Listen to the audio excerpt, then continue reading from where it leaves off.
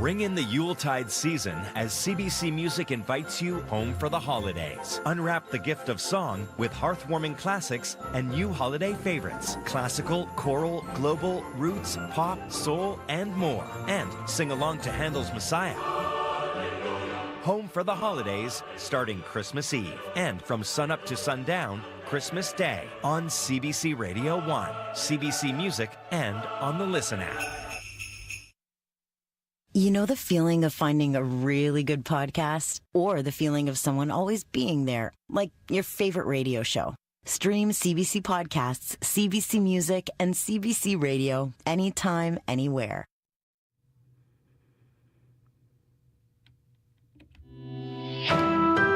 This is CBC News. Good afternoon. I'm Rosanna Hempel. At 12 o'clock, it's -8 in Winnipeg. Cloudy, 30% chance of flurries today. Temperature steady near -8. Christmas is 2 days away, and the Christmas Cheer Board still has more cheer to spread before the holiday arrives. Executive Director Shauna Bell says the organization has a surplus of hampers for Winnipeggers in need this season. CBC's Mike Arsenault explains. The Christmas Cheer Board warehouse is full of busy volunteers working to get the last of the Christmas hampers to people in need. The organization prepared close to 21,000 hampers this season, but Executive Director Shauna Bell says the applications have slowed down over the last week. Now the Cheer Board has a surplus of hampers to give out before Christmas arrives. The board is getting the word out to the community to make sure people who still need a hamper can get one. Last year, the organization ran out of hampers on December 22nd. Bell says they made a commitment to never run out again. She says a surplus is a good sign that everyone in need has received a hamper this holiday season. And food that doesn't get distributed in a hamper will be donated to Harvest Manitoba and other food banks throughout the city. Mike Arsenault, CBC News, Winnipeg. Manitobans are leaving the prairies for the holidays. CBC spoke with eager travelers this weekend at Winnipeg Richardson International Airport to see where they plan to spend the holiday season. Passengers like AJ Chima look forward to spending time with family. I am actually going home for the holidays. I am originally from India, so I'm traveling back to visit my family. I don't have any family here, so everyone's back home. I get to go there, spend time with them, hang out with them. I just bought a new house in Canada, so I can go celebrate with them, and it's awesome. If you are flying this holiday week, the Winnipeg Airports Authority recommends getting to the airport an hour and a half before your flight. They also suggest planning how you'll get to the airport in advance so you don't miss your flight. The provincial gas tax will return to Manitoba on New Year's Day. Premier Wab Kinew made the announcement this morning. CBC's Bartley Kivas reports. The one-year gas tax holiday is ending on New Year's Eve. The fuel tax will return on January 1st. It will be 12.5 cents a litre. That's 1.5 cents lower than it was in 2023. The Premier said in a press release the gas tax holiday lowered inflation. It also deprived the province of revenue, about $340 million. The return of the tax is expected to help the province reduce its deficit for this fiscal year. That deficit is now projected to be $1.3 billion. Bartley Kivas, CBC News, Winnipeg. A 15-year-old boy is in police custody after he was found with a loaded 3D-printed Glock-style handgun and 3 rounds of ammunition. Police on patrol in Kildonan Park Mall Saturday afternoon were asked by mall security to help remove several teens causing a disturbance. Police say officers noticed several irregular shapes from one of the teens' clothing. He was searched and arrested. The teen faces a list of charges, including possessing a firearm knowing it is unauthorized and carrying a concealed weapon. Now to some international news. An ethics report on former U.S. Representative Matt Gaetz has been released.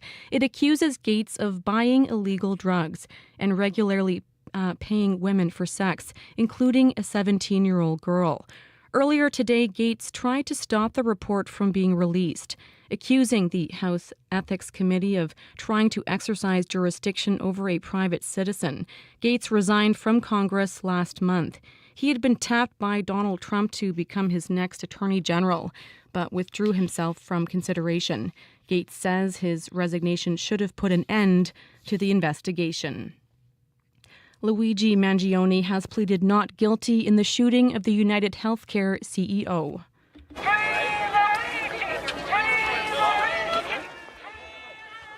A crowd chanting "Free Luigi" gathered outside the Manhattan courthouse where the hearing took place this morning.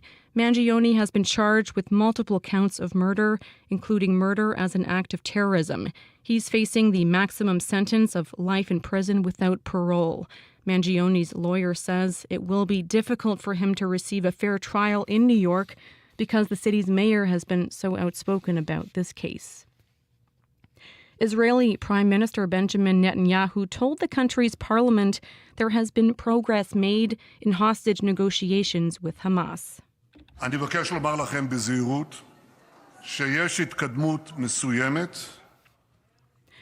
Netanyahu says Israel's military made great achievements, and as a result, Hamas leaders softened some of their demands.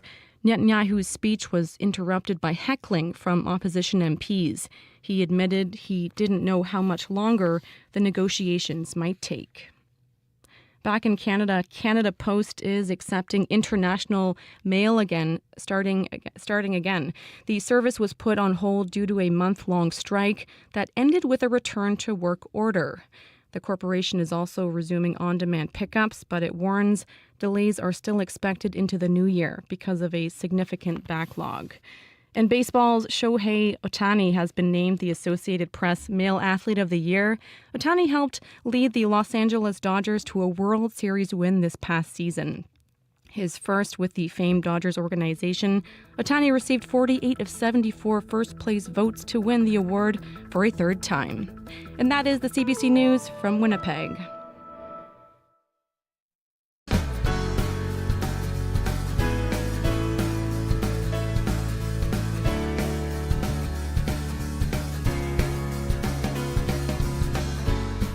Good afternoon and welcome to Radio Noon on Christmas Eve.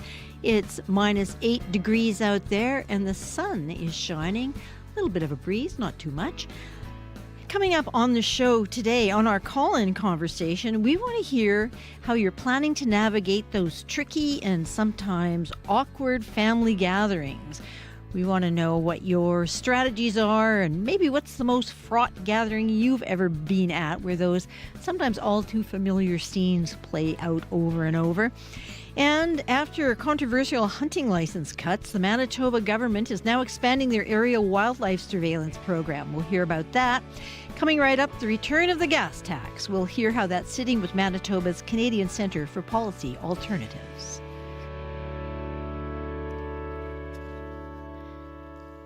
The provincial gas tax returns to Manitoba on New Year's Day. Premier Wab Kinew made the announcement this morning. It will be 12.5 cents a litre, which is 1.5 cents lower than it was in 2023.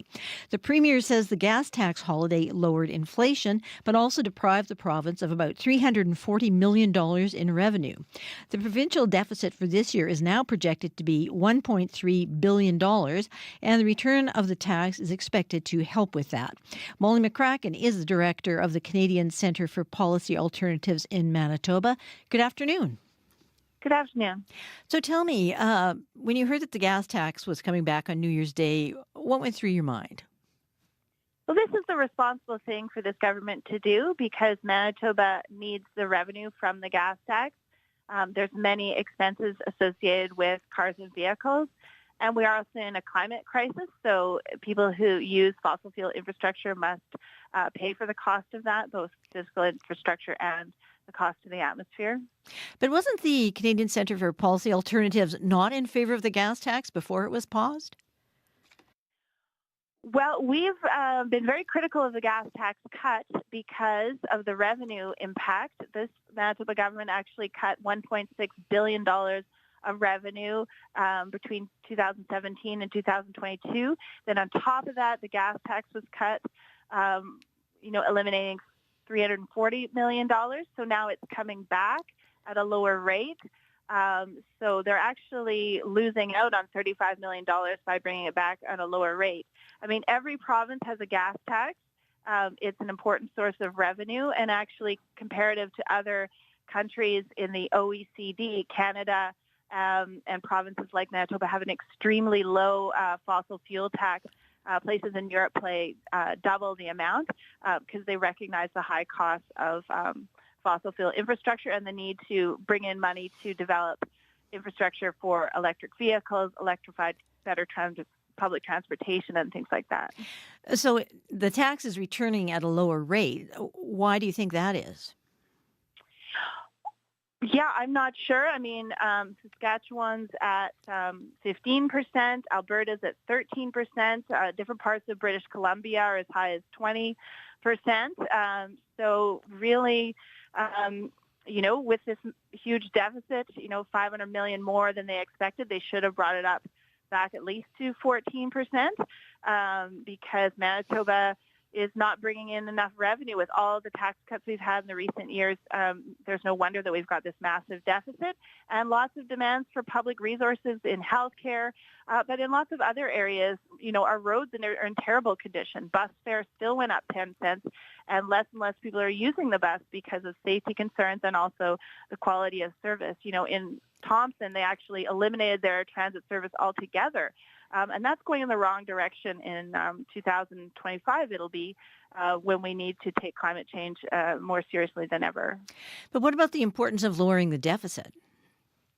Well, that's important too, but the gas tax is one source of revenue. They could reverse other tax cuts that were brought in. For example, personal income tax cuts really benefited high-income earners compared to low-income earners. The top 10% got $1,300 more on their taxes back due to the tax cuts. So there's other ways that Manitoba should keep going on reversing the tax cuts. So do you feel that it's these kinds of tax cuts maybe are targeting certain groups over others? Absolutely. 1 in 5 Manitobans don't own a car and did not benefit at all by the gas tax cut. Nothing's been done on social assistance and welfare. We're seeing food bank rates skyrocket. So they have really done nothing to help the lowest income people who are most affected by the affordability crisis. And that's got to change. And the way that can change is, those who can afford to pay a little bit more, are do so in the tax system, and that goes to help those most in need. And then we all benefit when there's reduced homelessness and reduced, poverty can be a root cause of crime. And so we really need to make sure people have at least their basic needs met so they don't have to make really difficult choices with their lives. So what will you be watching for most of all as this gas tax comes back? And I guess I'm kind of getting at sometimes money is directed in one direction as opposed to another that might be more useful in your opinion. What are you thinking about? Well, in the past, the gas tax here has just gone into general revenue. In other places, it's more closely tied to infrastructure costs. And, for example, the capital infrastructure budget for transportation went down $200 million in the last budget, the same budget that cut the gas tax. So I'll be looking to make sure that they are bringing back infrastructure and those, but also making sure that that money is smart climate investments in terms of, as I talked about earlier, electric vehicles and improved public transportation, as well as other measures like income taxes becoming more progressive so that the lowest income people aren't having to rely on food banks instead of what is Manitoba's constitutional responsibility to provide human rights and basic needs through social assistance. Well, we'll leave it there today, but thank you very much for sharing your thoughts with us. Thank you. Bye-bye. Okay, bye. Molly McCracken is the director of the Canadian Centre for Policy Alternatives in Manitoba. The customer you have reached, Radio Noon, is not available. Please leave your message at the tone. Hello, this is Santa Claus. Just calling you back to say that I talked to the elves, and yes, they will let me take some calls from the good girls and boys of Manitoba on Radio Noon Christmas Eve from 12:30 to 1 p.m. Looking forward to it, so please don't hold any calls.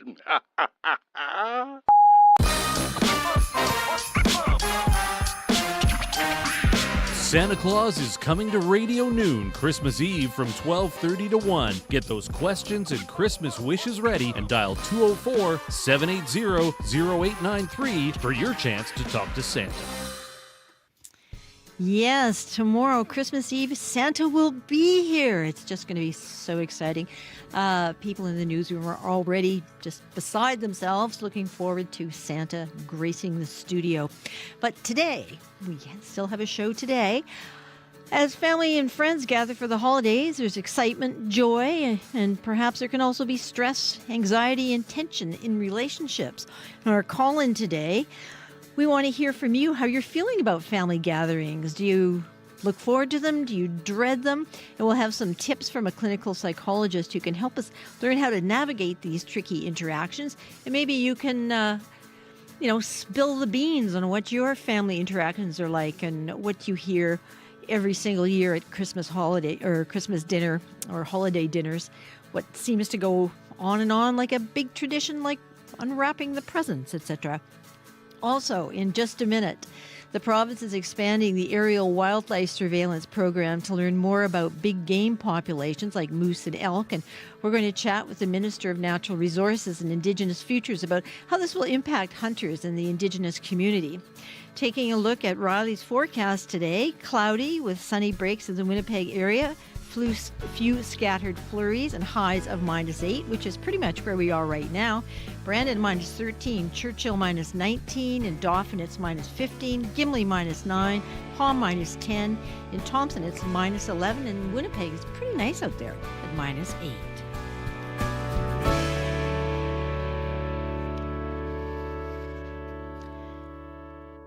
The Manitoba government is stepping up its efforts to monitor big game like moose through their expanded aerial wildlife surveillance program. These changes come after the government cut the number of moose hunting licenses earlier this year by 75% in 4 Manitoban game hunting areas.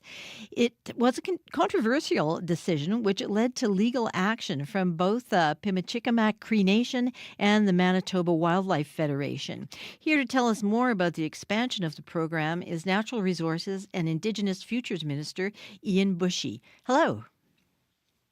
Hi, good morning. How are you? Fine, thank you. Or good afternoon, I should say. Yeah, good afternoon. It's just coming up to 16 minutes after 12 o'clock here on Radio Noon. So can you tell us what the Wildlife Surveillance Program is? Well, it's being used so the surveillance program is being used to track populations so we can see trends potentially that are either going to decrease or increase the population. So the expansion to the aerial wildlife survey program and the enhancement that we want to be able to do is so we can actually be more reflective of the numbers that are out there today. And how much is this going to cost? Well, I mean, we're going through the process right now too. So, I mean, in terms of what the final cost will be as we go through and we start ramping up the survey areas, I mean, those are still yet to be determined, but it's a significant increase to the budget on the development of the surveys itself. So I understand that big game is the focus of the program. So what kind of data are you hoping to collect about these animals? We're hoping to actually see be a true reflection or as accurate as we can to the actual population numbers, because some of the surveys it's been quite some time for the areas that we're looking to survey to be able to actually have a really solid or very close to solid number as to what the population would be so that we can talk sustenance of First Nation communities, Indigenous communities, as well as the tags for for licensed hunters. Mm-hmm. And how will this data impact the government's decision making on hunting and conservation management? Because this will, as you say, you don't have the data at the moment, right? So you're collecting it so you can make these decisions. So how will that? So we can make. Sorry, go ahead. Oh, sorry, go ahead. No, I'm just wondering what the impact will be.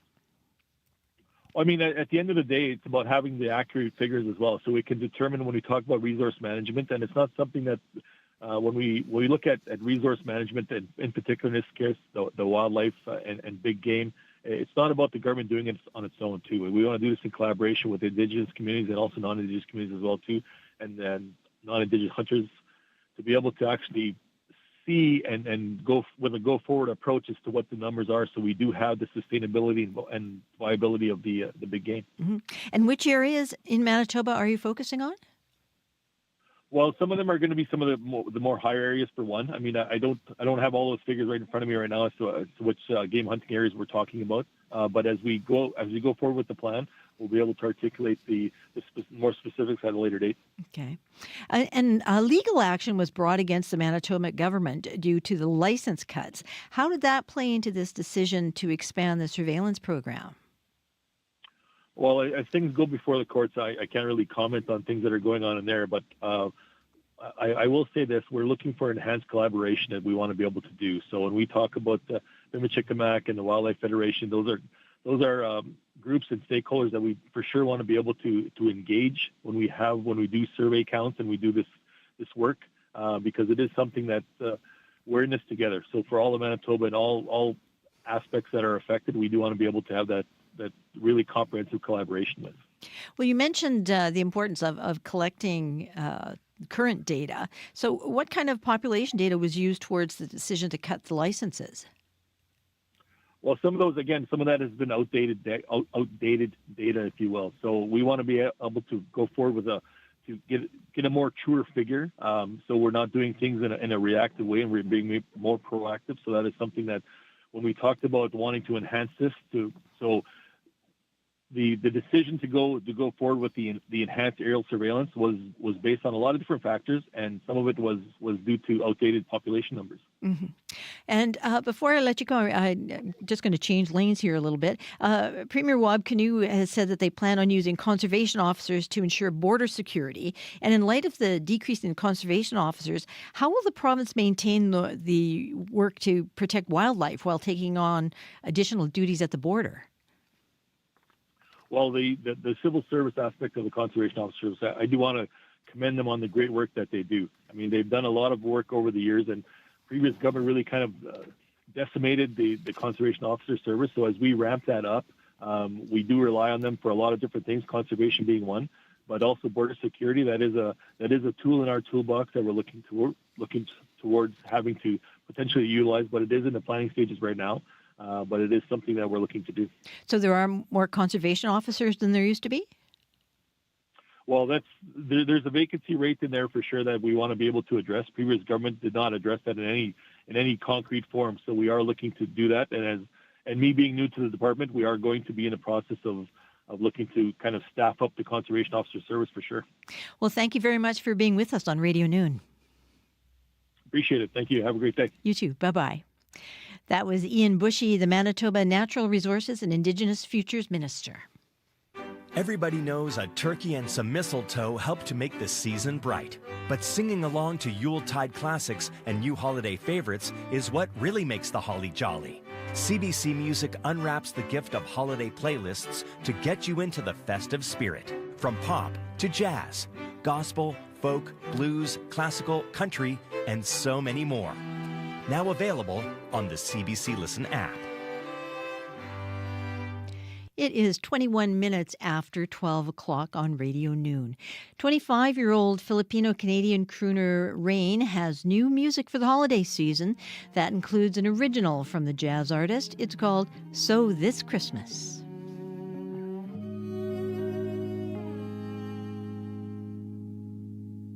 Snow falling on the windowsill, hiding away from the winter's chill. You and I, side by side on the couch.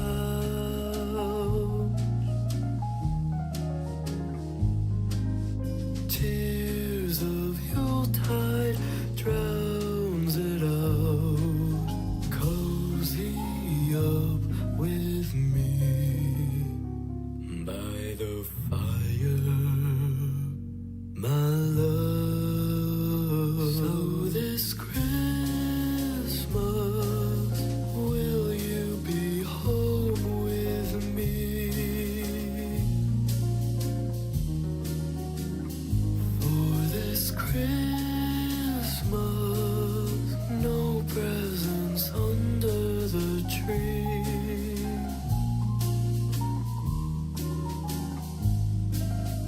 I just want you here, my love. So please come back to me.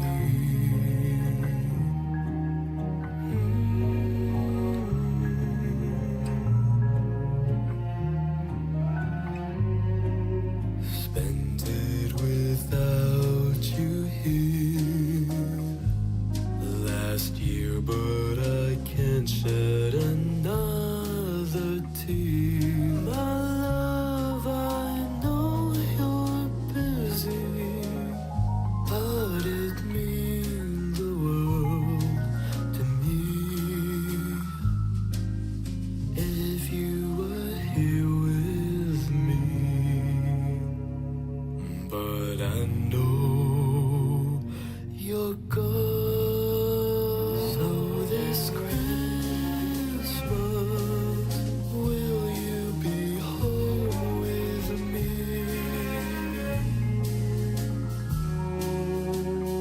For this Christmas, no presents under the tree.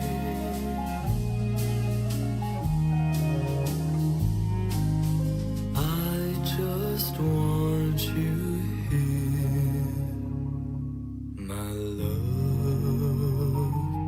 So please come back to me,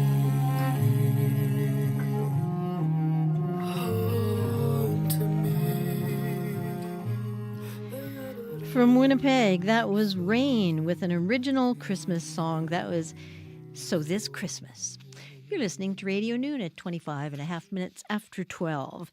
And for many, this time of year is spent on the hunt for the perfect gift, scrolling online sites, braving packed malls, maybe even popping into a Christmas market or two. We're all trying to make the season bright. And if you're still stuck on what to give, we may have some inspiration for you. The CBC's Alison Dempster hit the streets to ask some holiday revelers about the best present they've ever received. What is the best Christmas gift you've ever received? It was when I was younger. It was a signed hockey stick, actually, from Mika Kippersoff, who used to play for the Calgary Flames. So I got it as a kid. It ended up getting stolen, unfortunately. But it was probably one of my best gifts I ever had and one of the best memories I ever had as a kid, for sure. And how old were you? I was probably either 6 or 7 at the time. I was pretty young at the time, and he was kind of my idol and what I looked up to at the time when I wanted to be a little more into hockey. And so that was probably one of the best gifts I ever received, for sure. Who gave it to you? My mom and my dad, actually.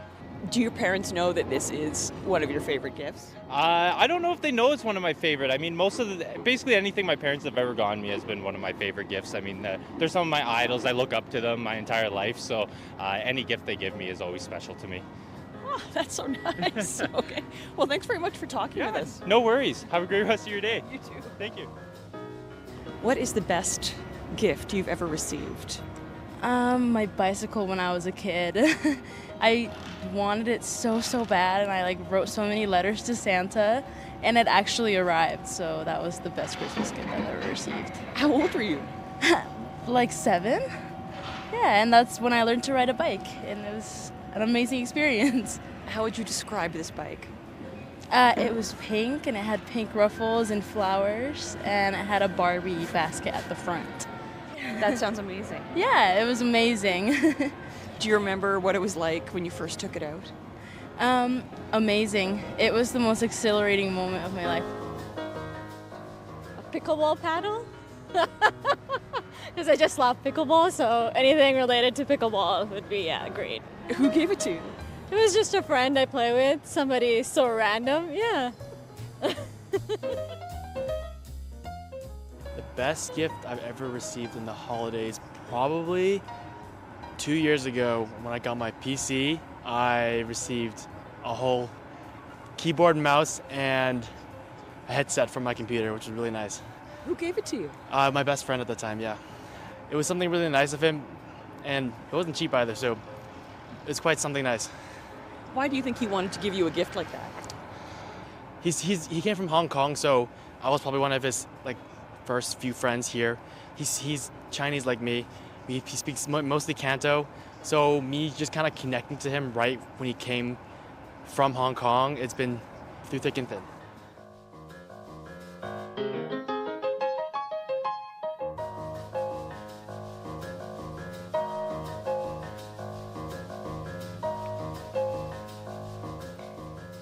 Thanks to CBC's Alison Dempster for gathering those stories. You're listening to Radio Noon, and after the 12:30 news, we are going to have a clinical psychologist on the program because we want to talk about how you're planning to navigate those tricky and sometimes awkward holiday family gatherings. And they can be joyful. That was what was nice about hearing what people's favorite gifts were, like all that love and coziness and fun. And sometimes, it goes a little sideways and you want to be able to cope or at least know a good place to run away and hide. So we're going to ask you to call us with your suggestions and solutions, 204-780-0893, about those holiday family gatherings and how to survive them. That's coming up after the 12:30 news, and the news is next.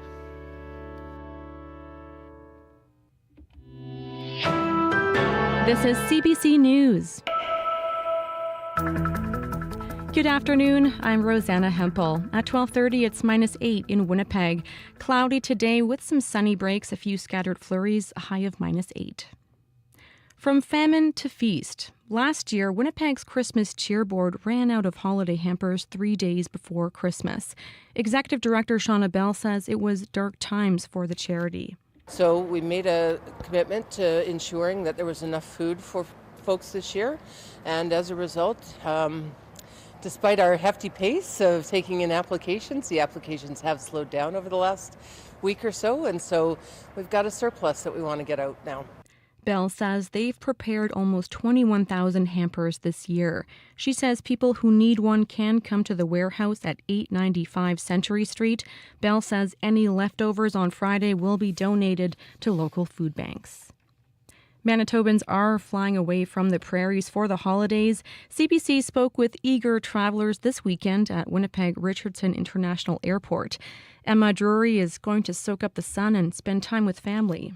We're traveling as a family to visit my sister for Christmas and her birthday. We are going to Mexico City. We're going to be baking and wrapping presents and doing some Christmas music, dancing, and what else are we going to be doing there? Spending time with family. The Winnipeg Airport suggests getting to the airport early and planning how you'll get there in advance so you don't miss your plane. The provincial gas tax will return to Manitoba on New Year's Day. Premier Wab Kinew made the announcement this morning. It will be 12.5 cents a litre. That's 1.5 cents lower than it was in 2023. The Premier says the gas tax holiday lowered inflation, but also deprived the province of about $340 million in revenue. The return of the tax is expected to help the province reduce its deficit for this fiscal year. The deficit is now projected to be $1.3 billion. A longtime employee of John Buehler says no one worked harder than him. Helen Bergen was a human resources manager for Buehler for nearly 3 decades. She says her family was friends with the businessman. They also worked for him. Bergen says she has so many memories of the philanthropist. He was a great boss, a great mentor, and just a friend. If he could help you with anything, personal questions that you might have about finance, anything, like he was a mentor in all ways. Bergen says Buehler helped employees with training and education opportunities. Buehler died on the weekend. He was 91. And that is the CBC News from Winnipeg. Your next local CBC News is at 1:30. Thank you, Rosanna. You're welcome. Now, Riley Lachuk joins me in the studio to let us know what the holiday-esque weather is like. Hi, Riley. Warmer than seasonal. Yeah. For the next week, at least. Good news. Yeah. -8 in Winnipeg right now. We did get some peaks of sunshine, which have now kind of clouded back over out there again. But hey, it was nice to see the sun a little bit today. Yeah. Some peaks of sunshine over the weekend as well. But we have really been stuck under this low cloud across southern Manitoba throughout the last couple of days. Brandon's -12 right now. Thompson at -10. There is a fog advisory still in place west of Winnipeg to the Saskatchewan border into the Parkland region, including Brandon, Porter to La Prairie, through Morden Winkler, basically Highway 75 and east and along the Trans-Canada Corridor, Highway 75 and west, and along the Trans-Canada Corridor right to the Saskatchewan border under this fog advisory right now. Satellite not doing a great job picking up some of this low cloud, but it is there. So you could see some reduced visibilities on highways in some of this fog. It doesn't mean it's going to be foggy everywhere. It will be foggy everywhere, but certainly could run into some patchy fog through the day today, through the evening, especially tonight before we start to see things lifting as we get into tomorrow. A little more substantial cloud cover along the Hudson Bay coast. We're seeing a few flurries along the Hudson Bay coast that will continue through the afternoon hours. Other than that, we're mainly cloudy today in Winnipeg, again with some peaks of sunshine through the afternoon hours. We don't start to see a little more substantial clearing until we get into the day on Tuesday. Then we can expect clearing through the day, more to a mix of sun and clouds by the afternoon, but the cloud does build back in for Wednesday as we get through the day, and then that brings with it another cloudy day on Thursday. Clouds feature quite predominantly in our forecast of the next week across the province. So -8 this afternoon in Winnipeg, really not going anywhere from where we are right now. We might get a -7 out of that, but really staying sort of where we are for the rest of the afternoon. Brandon -7 this afternoon, -8 for Thompson, Lynn Lake, -9 in Churchill this afternoon. Tomorrow we jump up to -3 for Winnipeg, south winds 20 gusting to 40. We keep that wind but introduce a bit more cloud for Wednesday for Christmas. -1 the forecast high, and then I've got 0, 1, and 0 for the rest of the week. Wow, that is positively spring-like. But I was just thinking with this fog, occasional fog, is this like a Rudolph situation for Santa tomorrow night? Might be. Might just be. Wow, with his nose so bright. Yeah, well, we'll have to keep track of that tomorrow, and I expect a detailed report. Yeah, I'll be here tomorrow too, so I'll keep you updated. Okay, well, we'll see you tomorrow. Sounds maybe good. Santa's going to be here too, so maybe he'll have some insight. I'll make sure I'm here for sure. Okay. That's Riley Lechuk, weather specialist, and you can hear him this afternoon on Up to Speed and see him on CBC television, News at 6. Well, how are you feeling about gathering with family and friends over the holidays? These people are feeling a bit anxious about some visiting guests. It's the most wonderful I've always loved Christmas, but as a mom, it's a lot of work. In between the wrapping, the shopping, the cooking, the decorating. Sweetie, we don't drink the tree water because we're people, right? Oh, God, make it stop. There's almost no time to actually enjoy it. And only one thing. Oh, no. What is it? Could make it even more stressful. My mother's coming for Christmas. Everything's gonna be fine. She's the most critical human being on the planet. I can't fix that. I'm not Beyonce. Mom? Hi, Mom. Hey, May. Mom? I'm here to see my daughter on Easter. Christmas. I cannot wait to spend every waking minute With you. Oh, no. Well, that's a clip from the film Bad Moms Christmas. Sounds like it was a rough one. Well, the holidays for many are a time for family and friends to gather, share a meal, a few laughs, and some memories. But the holidays can also be a recipe for conversations that veer into politics or deeply personal questions, or maybe an old family fight flares up. Ugh, good times. So how do you navigate those tricky moments if they occur in your family gathering? Maybe things get awkward over giving or not giving gifts. What's the cutoff? Who gets them? And what's the solution to just avoiding all that? Or what if someone gets drunk and ornery? Are certain topics best kept off limits at holiday gatherings? Politics and religion spring to mind. How do you bow out gracefully if you just want to skip the whole thing because it stresses you out too much? We want to hear from you. Give us a call at 204-780-0893, or you can text at 204-588-7355 and tell us what your solutions are for making it a happy family gathering. And to help you keep the peace, we're joined by clinical psychologist Dr. Joanne Unger. Hello. Hi. So why do family gatherings for some families or holiday dinners often get tense? Yeah, I think there's probably a lot of reasons why they can get tense. A couple of them depend on the relationships that you've had with your family members beforehand. we can sometimes go into old habits and old relational patterns when we come back. I've heard a number of people say, how come I act like a 15-year-old? I'm 45, right? When I get back to being with my parents again. Yeah. These people are, we don't get to choose our family sometimes. And sometimes there's differences of opinion and differences of values. And so figuring out how, we make those times special without, going back into our old ways of engaging can be a challenge. Well, it can, but sometimes that's that can go in a positive direction too. Like, oh, I feel like I'm 12 again. My mom's looking after everything, and all I'm gonna do is lie on the couch and leave garbage around. Always very refreshing. But what about when it kind of goes badly? How much can be attributed to generational differences? Old people like myself talking about kids today and manners, or the kids are bored. Or, not wanting to hear the long, same old stories, or maybe someone's intolerant of someone's being a vegan. And sometimes that seems to have a generational component to it. Does it, or am I making that up? No, that's for sure. So values and the culture in which we grow up changes depending on how old we are, and also our own personal experiences, right? So we've had different experiences growing up in different generations. And so sometimes there can be this intolerance, right, that we have for how another generation has experienced things, or the things that they have learned or not experienced can be judgmental. And I always like to think that, when we match the wisdom from the folks who've been here longer with the creativity and the energy from the folks who are an upcoming generation, you kind of can get the best of both worlds. Yeah. But when we live in those generations, we don't sometimes see it that way. Well, and I guess also I'm just thinking we were playing an item about people's favorite gifts that they got recently. I don't know if you were with us, if you could hear that.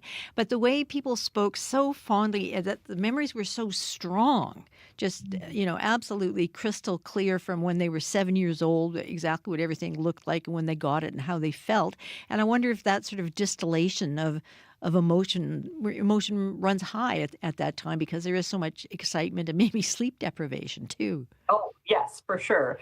So lots of things are going on. And also maybe we're not eating our best or exercising our best, or we're tired, or like the clip you were running, we're run off our feet. Yeah. Right. So any of those pieces where our physical body is being taxed in a way that it's not usually, our emotion regulation sometimes gets affected. Yeah. Right. Our stress levels affect what we're able to tolerate, and also our expectations. So a lot of meaning and a lot of expectations can be wrapped around this holiday time.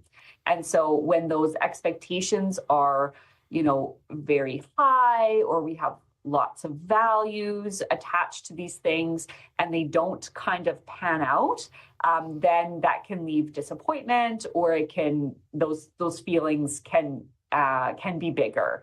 And so I often encourage folks to kind of think about what their expectations are, which ones are most important, and which ones maybe we can let go of, which ones are really connected to our values and what's really most important to us, and can we let go of some of those other things to kind of reduce that stress level, and then try to make the most of those moments. Mm-hmm. And also to remember that sometimes when things don't go to our expectations, that's when we develop some of those really fun memories, mm-hmm. right? So when things go awry, or, you think of the classic some of those holiday movies where the dogs get the turkey and run around the house, right? And how those create the fun Christmas memory that we now have at the restaurant down the street. Yeah, and I'm hoping some of our listeners will call in with some of those.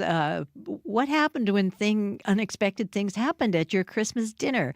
Do give us a call, 204-780-0893, and tell us about the classic holiday dinner that sticks in your mind, and how did you cope? When Dave cooked the turkey, as they say, with that classic Christmas story that's always on CBC. So what about sort of general tips for avoiding awkward or heated discussions? What would you say? Yeah, no, that's a very good point. If folks anticipate there's going to be some difficult conversations coming, I would suggest that they plan ahead. So do you have certain activities that you know your family members all enjoy? Do you have certain topics that you know you want to check in on and have? So have some of those conversation starters and some of those activities planned ahead of time. So you have something to do during that time. Like you mentioned, sometimes politics and religion are things to avoid, but have something else to talk about then, and have something else to use that time and spend in a way that, you know, everyone will enjoy. I often suggest too to think about similarities and commonalities that you may have with your family members or your friends. And sometimes, you know, it can also be okay to disagree. I think we've kind of lost that art a little bit of our ability to have different opinions, and that it's okay to have different opinions. And so if these topics do come up, to come with a stance of trying to be a good listener, to hear that other perspective without having to change a person's mind, but also recognizing that no one needs to change yours either. Right. And so if things become you know, you can tell someone's getting a little bit more heated with a conversation, have some ways to kind of, you know, maybe end the conversation and say, you know what, it's okay if we don't agree on this. Why don't we go do this instead? Or I can see we have different opinions on that. That's totally fine. How about we go check on those cookies, the cookie making? Do you want to do that instead? Or run away. Yeah. Well, and the thing is, too, often it is the same group of people. You know, there are certain traditions, certain things are expected to happen. And that can... that can be a problem too.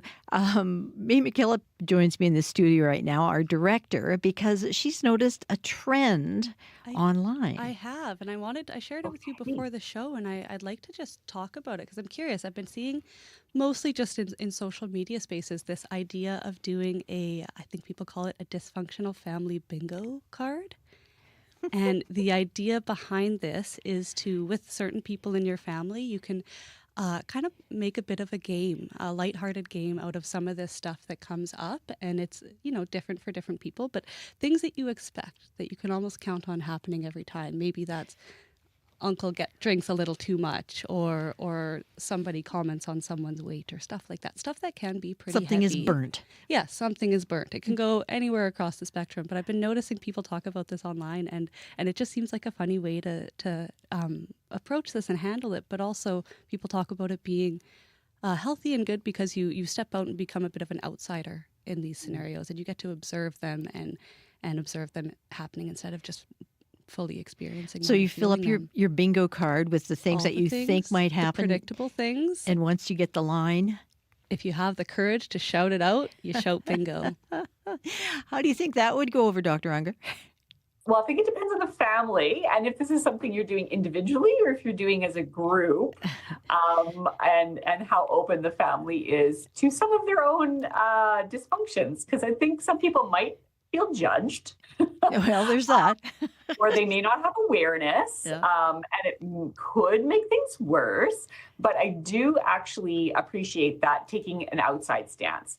And even if it's something that you do individually with yourself, what that does, it actually promotes a kind of acceptance, a kind of like, oh, this is how my family is. And I actually don't have to judge it. I can just kind of lightheartedly note it. And then I don't get pulled into it and become part of the dynamic and maybe escalate it. So if you're just observing, noting, and have this kind of lighthearted approach to it, that takes you're not judging it, you're just going, oh yeah, there's that thing that happens. And I can accept it, I can move on. So even if maybe it's something you do for yourself, if your whole family has this awareness and kind of gets it and can laugh at themselves, then certainly it could be something that's really fun and maybe even could help shift some of those dynamics if everybody's on board. You'll just want to be careful of some family members, you know, maybe the uncle's drinking too much is actually part of an addiction and a problem for them. And you wouldn't want to make light of something that, you know, is actually something they're really struggling with. Right. And so just, you would want to be careful about that. But I do appreciate the approach of of taking that observer stance, because also that helps reduce the judgment you may have towards your own family for some of these things. And that's actually another tool I was going to suggest is sometimes when I know I'm going into a difficult situation or someone I have a difficult relationship with, I actually do a mindfulness meditation beforehand of loving kindness towards that person. And while I do not have any control on how they will treat me or the dynamic that may come at me, that helps me be gentler, and maybe I will be less likely to escalate things or make things worse, or maybe have a more compassionate stance towards them in the moment. Yeah, well, that's very good advice. And just before I let you go, it is true that there is, a lot of stresses and strains and so on. So, and I think sometimes, especially for the hosts, what would be your advice to hosts to make it a smooth holiday dinner? Well, I would say then you want to move to a self-compassion practice. So anything that you can do to be gentle on yourself, to recognize the good work and hard work that you have done to put into this, to make sure we're doing it out of that goodness and we don't become resentful ourselves. But how we help do that is only give what we can. Yeah. So letting go maybe of other people's expectations, giving what we have and not more than that. And seeing what we can let go of in the moment, and also asking for help. So if there's things that we can pass on to other people to get them to help with the hosting, if it feels like too much or a burden, so that is not a bad thing, and we can do that. We can share some of those hosting duties. Well, thank you very much for being with us, and you've given us some really good tips to kind of not judge people a bit and be a bit empathetic with the whole family gathering, and maybe get enough sleep beforehand and don't eat too much weird stuff at the dinner. And be kind to ourselves. Yeah, be kind to ourselves. Thank you very much. You're welcome. That's Dr. Joanne Unger, a clinical psychologist based in Winnipeg. And I just want to read a text that came in. This is from Dwayne, who says, tend to eat a bit too much and bite my tongue. So found an excuse to leave early this year. That's the other way you can do it, is just like take as much as you can, as pleasantly as you can, and then just bow on out. You're listening to Radio Noon. It is just coming up to 9 minutes before 1 o'clock. Well, many of us will be getting together with friends and family over the next couple of weeks. There'll be meals, drinks, and treats, as we've been talking about. So how should we navigate the season of feasting?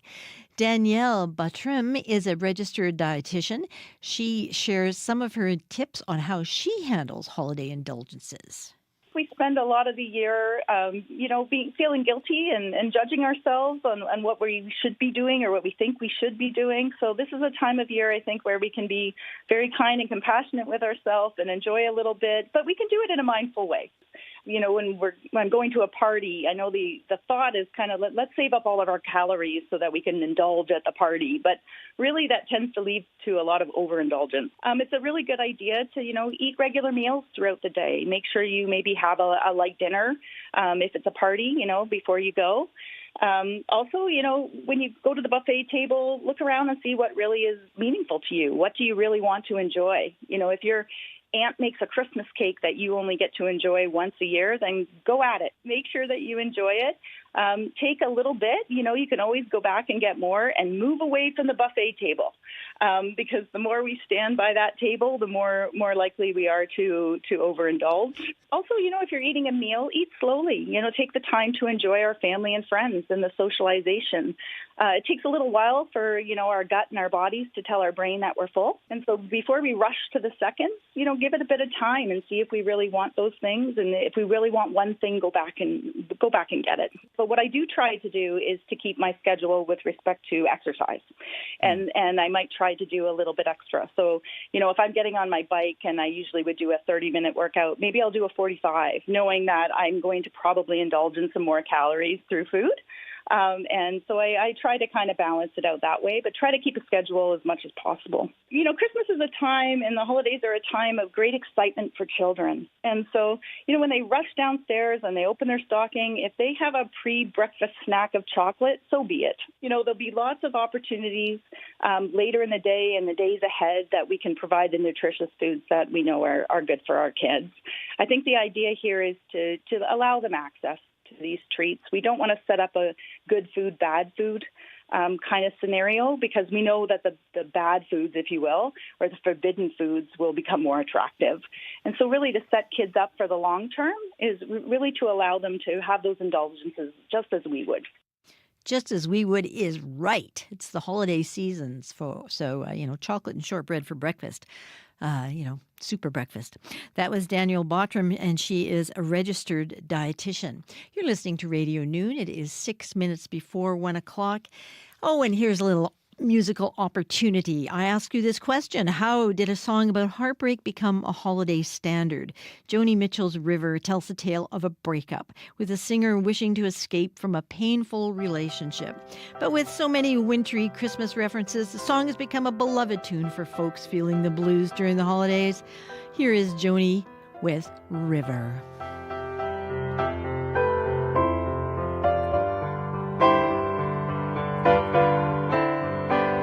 Coming on Christmas, they're cutting down trees, they're putting up reindeer and singing songs of joy and peace. Oh, I wish I had a river I could skate away on.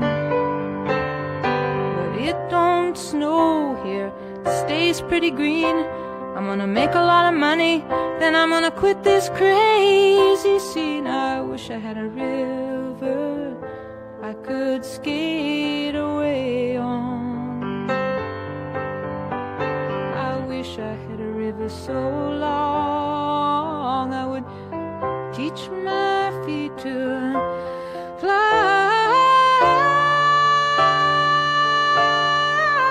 Oh, I wish I had a river I could skate away on. I made my baby cry.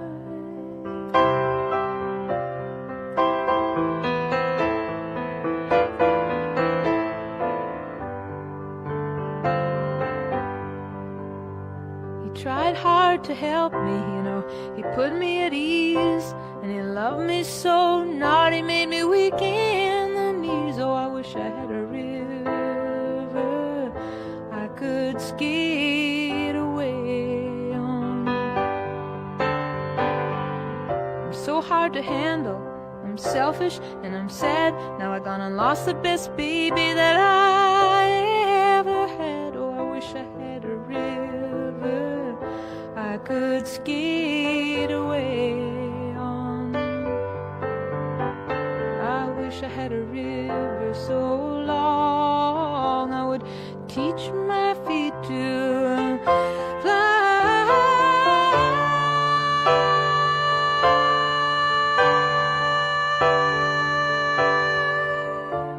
Oh, I wish I had a river I could skate away on. I made my baby say goodbye.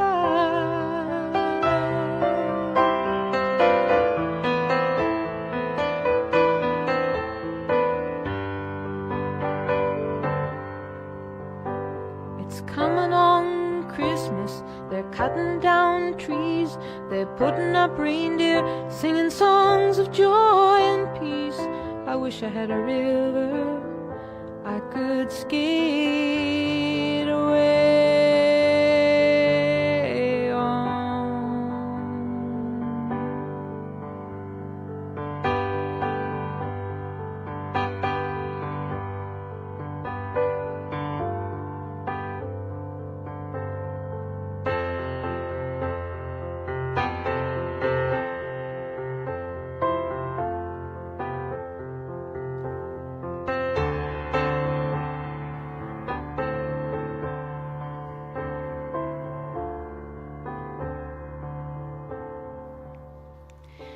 From 1971, the album Blue, that was River.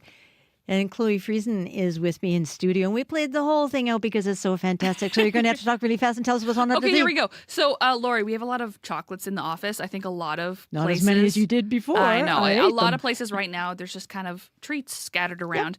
And a new study actually suggests that a few sweets could reduce heart attack and stroke risk. Hey. Could it be that having the occasional cookie, slice of cake, or chocolate, could it be healthy? Lori. We're going to hear from our regular health columnist, Dr. Iris Gorfinkel, who's going to take a look at that coming up. And I'm going to eat this in preparation. It's a turtle. I think you should do that. I've already had 2. Go for it, please. Nice. This is my Chloe. first. Hey, Santa Claus is coming to town tomorrow, Radio Noon. Get out your list. Talk to you tomorrow.